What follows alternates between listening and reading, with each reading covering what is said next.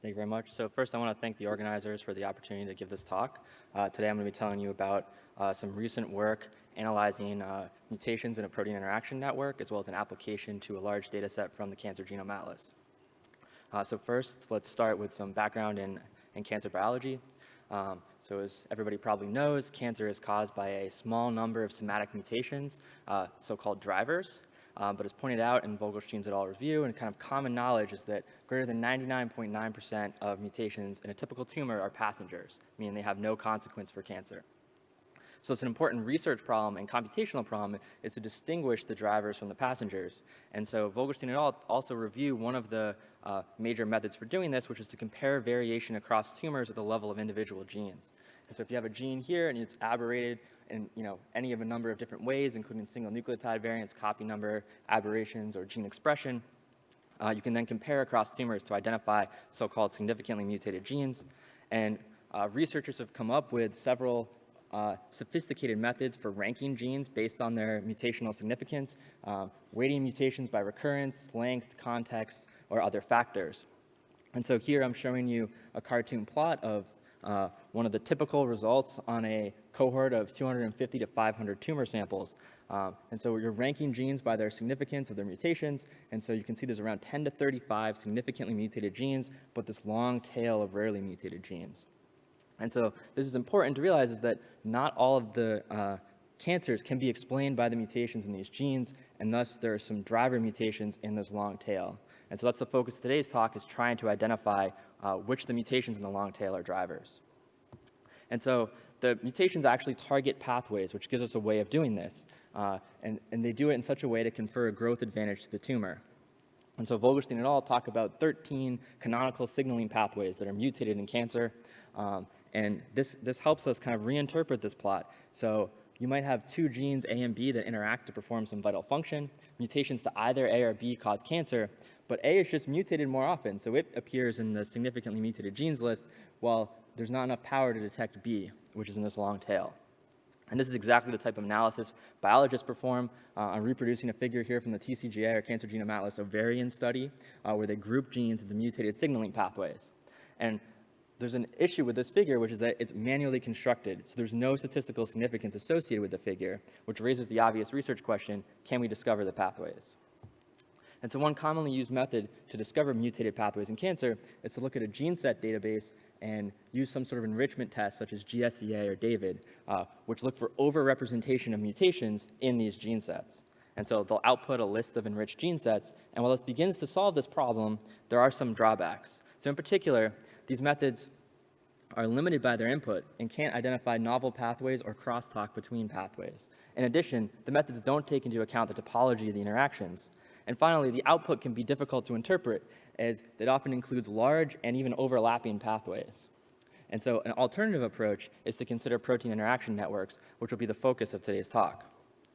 And so for today, a protein-protein interaction network is a graph where the nodes or genes are proteins, edges connect genes that the proteins they encode physically interact, and it's unweighted and undirected. And so our goal then is to identify connected subnetworks with more mutations than expected by chance. And so if this hairball is our interaction network, we're looking for a set of genes, such as the circled one here, where they're connected, but they're also all mutated at least at moderate frequency. And this is also a difficult computational problem, as there are around 10 to the 18 subnetworks of a typical interaction network of just of size 5. So even if we could enumerate and test all of them, we wouldn't be able to achieve any sort of statistical significance. So another idea would be, why not look at the neighbors of the most mutated nodes? And I'm going to tell you some properties of human interaction networks, which will hopefully convince you that this is not a good idea either. So here I'm showing you 4 different human interaction networks, and let's focus on HPRD at the top. So it has around 9,000 nodes, 36,000 edges, a diameter or longest shortest path of 14, and then there's the average shortest path of 4. And so that means that in this graph of 9,000 nodes, you can get from one node to any other node in a maximum of 14 steps.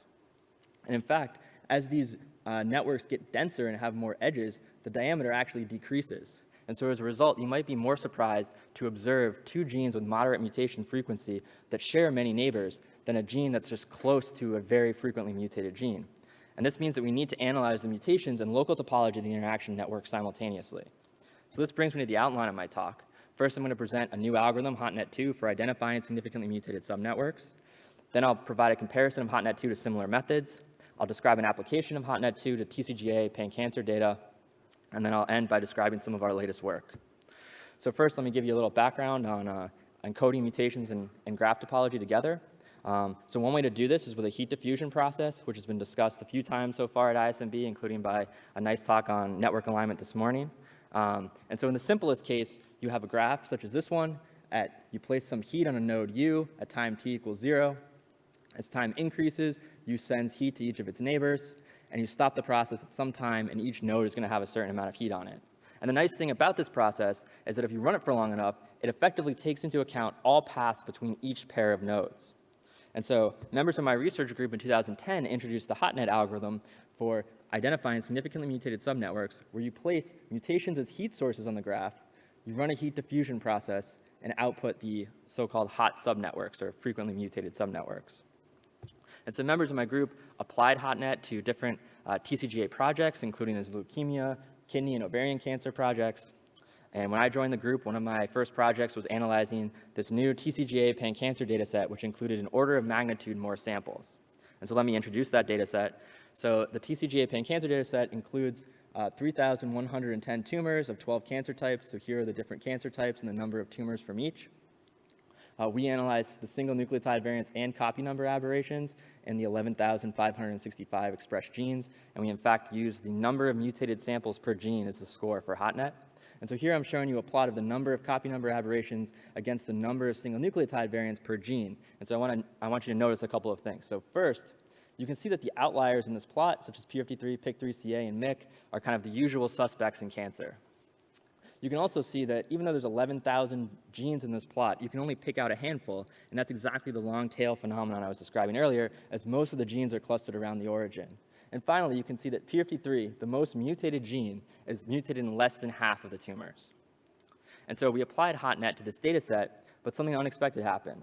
In particular, HotNet produced many subnetworks that we thought were artifacts, and they looked kind of like this, where you have a single hot central node at the center, or a frequently mutated node at the center, connected to many cold or rarely mutated genes that don't even interact among themselves.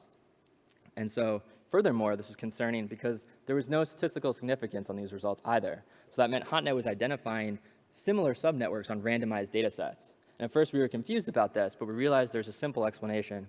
And so I want to tell you what that is, but first I need to show you some of the details of the HotNet algorithm. So the HotNet algorithm takes as input the adjacency matrix encoding of the graph, as well as a vector of heat scores or gene scores, which represent the mutations. It runs the diffusion process on the graph, applies the heat scores, and symmetrizes the result to get a similarity matrix. And so you can interpret each entry of the similarity matrix, Sij, as the heat on vertex I at time t, given the initial heat on vertex j. HotNet then thresholds this matrix at a parameter delta, encodes as a graph, and outputs the connected components. Now I want to focus on what it means that HotNet's similarity matrix is symmetric. That means if you had a graph such as this one, where you have two nodes, U and V, with the same amount of heat, they would send the same amount of heat to each other. And this is counterintuitive, as U has much higher degree, and you would think it would be sending proportionally less heat to V. And this is exactly what was causing these potential artifacts I described earlier, where you had one hot node at the center connected to many cold nodes. And in fact, this is especially a problem on large cancer data sets because commonly mutated cancer genes, such as P53, also have very high degree, or connected to hundreds of nodes in the interaction network. And so with this in mind, we introduced the HotNet 2, or HotNet diffusion-oriented subnetworks algorithm that considers the source of the heat and encodes the directionality with an asymmetric heat diffusion process. Thus, hot genes do not necessarily implicate their neighbors, and hot subnetworks have a directed path between each pair of nodes. And so we published this earlier this year in Nature Genetics with an equal contribution from Fabio Van Dien, and we've applied it to different TCGA projects, including the gastric and thyroid projects. And I'll also describe the application to pan-cancer later on. But first, I want to dig into the details of the differences between HotNet 2 and HotNet. So they both have the same input, but HotNet 2 uses an insulated heat diffusion process that's asymmetric. And then, while HotNet symmetrized to create this similarity matrix, HotNet 2 does not, but instead just thresholds it at delta to create a directed weighted graph, and then outputs the strongly connected components of this graph. And so I want to emphasize that because the HotNet 2 is using the similarity matrix to create this directed weighted graph, the edges in that graph are encoding both mutations and topology. And so it's the asymmetry that's the key innovation here, as it lets HotNet 2 identify significant results in the pan-cancer data set. And so the last part of the HotNet 2 algorithm is a statistical test. The null hypothesis we're testing is that the gene scores are independent of graph topology, so not clustering on the network in any way. And we test that using a permutation test where we condition on the gene scores by permuting them. So first we run HotNet 2 on the gene scores, count the number of subnetworks of size at least k in the results, and then we compare that to an empirical distribution where we randomize the gene scores throughout the network.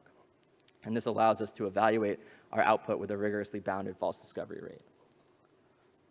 And so next I'm going to provide a brief comparison of HotNet 2 to similar methods. So one of the major challenges in developing methods like HotNet 2 is there is no gold standard data set. So there's no data set where we know the mutated pathways causing cancer in advance, and simulations generally can't capture the complexity of cancer. And so we performed a number of comparisons in the paper. I'm just going to describe one here, where we generated a data set of putative cancer genes using a rule from the Vogelstein et al. Review, which said that cancer genes tend to have at least 20% truncating mutations or at least 20% mutations clustered at a particular locus. And so we compared HotNet 2 and HotNet to the David and GSCA methods that look at known pathway databases in terms of how well they did at identifying these putative cancer genes. And so here's an ROC curve showing the results. Basically what it's telling you is that both methods identify more true positives. They also identify more false positives. HotNet 2 in black here performs better than the other algorithms as summarized by this partial area under the curve. And so now I'm going to describe the results on the pan-cancer data set. So we ran HotNet 2 to identify significantly mutated subnetworks on 3 different interaction networks, the hint plus high 2012 and IREF index physical interaction networks, as well as the multi-net network, which includes interactions of a variety of different types, including physical interactions. And we used 3 networks for the simple reason that protein interaction networks are both noisy and incomplete, so we were trying to capture kind of different points in the trade-off between false positives and false negatives. And so HotNet 2 identified results that were significant below 0.01 on each of these networks, which is in stark contrast to HotNet. We combined these results into 16 consensus subnetworks, each which had at least 4 genes, with a p-value of 0.004, as well as 13 linkers between these consensus. And so in the paper, we described the exact method, but the main idea is we tried to give more weight to edges that appeared in more than one network. And so here are those consensus results. So I'm showing you them all in this circle. The outside of the circle has the different cancer types labeled, and the inside, each of these is a different subnetwork identified by HotNet 2. And so the subnetworks are arranged such that they're closer to the cancer types in which they're most frequently mutated. So for example, core binding factors is most mutated in leukemia and breast cancer. And so let me give you just a kind of high-level overview of the results. So right now I'm circling subnetworks overlapping well-known cancer pathways. This includes PI3 kinase signaling, 53 signaling, and Notch and ERB signaling. And even within these canonical cancer pathways, HotNet 2 identified both frequently and rarely mutated genes. So here let's focus on the p53 signaling subnetwork, where you see p53, p10, CCND1, all very well-known cancer genes. But there's also CHD8, which was not identified by any of those methods I described earlier for looking at single gene scores. And CHD8 is actually a chromatin remodeling gene, and here I'm showing the mutations in all 54 samples that CHD8 is mutated in. And you can see through this plot, this is showing you each of the mutations colored by cancer type and with different symbols representing different types of mutations. And so you can see CHD8 is rarely inactivated across cancer types, but particularly in glioblastoma. This is interesting as it was not mentioned in the glioblastoma paper, even though there had been a recent review, an article describing its role in pediatric glioma. HotNet 2 also identified complexes with recently characterized roles in cancer, including switch-SNF, ASCOM, and BAP1, as well as complexes with potentially novel roles in cancer, including cohesin and condensin. And so I don't have time to go through all these in detail, but let me just quickly mention some things about cohesin and condensin. So HotNet 2 identified 4 of the 5 members of the complex, and so on the top left, I'm showing you the mutations again. Below, I'm showing you the interactions among the proteins, and here's a significant cluster of mutations in the STAG1 protein sequence. And so cohesin is involved in sister chromatid cohesion. That's where it gets its name. But recently, there's been a discovered role for it in gene regulation in cancer. HotNet 2 also identified 6 of the 8 members of the condensing complex, which is a related complex involved in sister chromatid condensation. And here's another significant cluster of mutations in the NCAPH2 protein sequence. And so since less is known about condensin's role in cancer, we validated the somatic mutations and expression using whole genome sequencing in RNA-seq.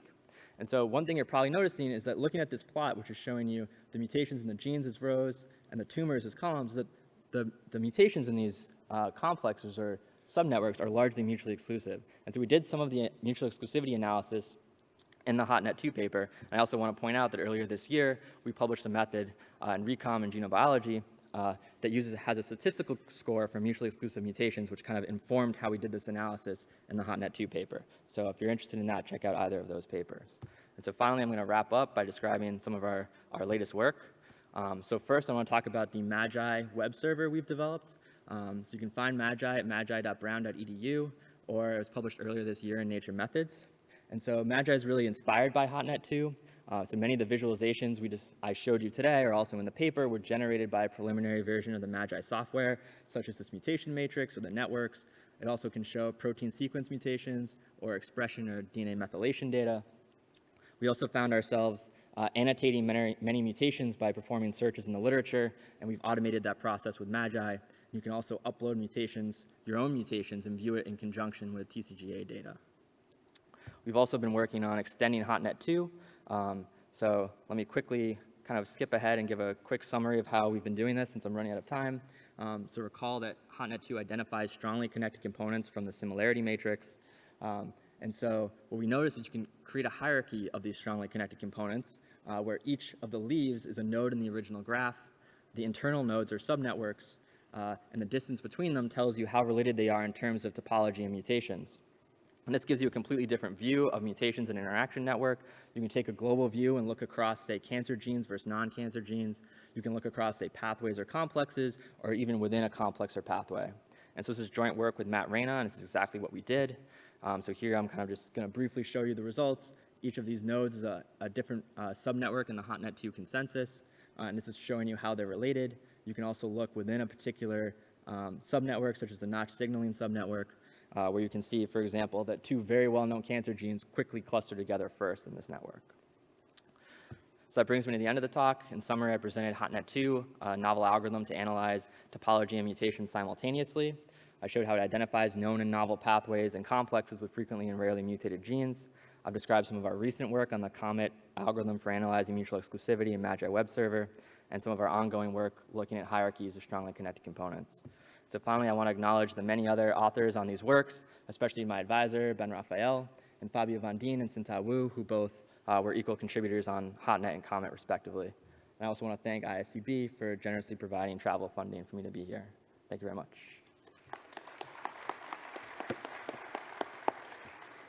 Okay, because we're a little behind on time, I'd like to ask our next speaker to start getting ready, and we can take a quick question while that's happening.